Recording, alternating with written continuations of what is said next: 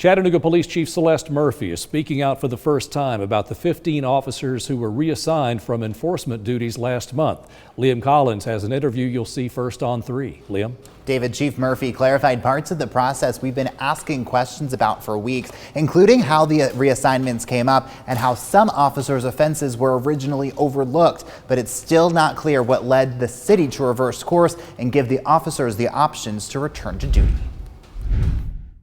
What happened in the past is not my concern to have an opinion about, because I have to deal with what I'm facing today. What Chattanooga Police Chief Celeste Murphy faces today is the status of 15 officers' permanent assignments. She spoke to Local 3 News for the first time since officers were removed from enforcement duties last month. It all boils down to what judgment was used in each of those cases, whether it was really severe or whether it wasn't.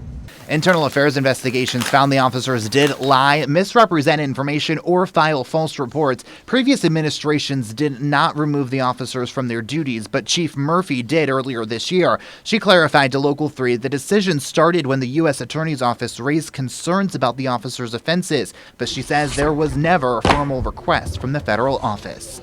My only involvement at that point was to decide whether or not I wanted them to continue to be in an enforcement capacity. Through public records requests, Local 3 News learned Monday the officers' offenses range from lying about living in state, which is against department policy, to ignoring evidence in a child abuse case. The department originally said no officers had sustained untruthfulness accusations, but public records requests showed 2 officers who were later reassigned did have those offenses. Chief Murphy said Tuesday it was likely due to how previous administrations input the information into computers. We figured out that there was another way to query and get the results of everybody else, and that was when the next 5 came up.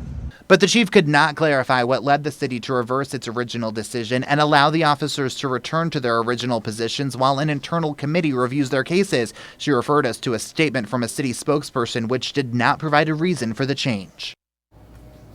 Now, also tonight, we've learned 3 Hamilton County Sheriff's deputies have similar accusations. A spokesperson for the department says those officers have potential Brady violations, but have not been issued formal Brady letters yet. The department says they have referred those to the district attorney's office for review since they were never approached by the U.S. Attorney's Office as the police department was. David.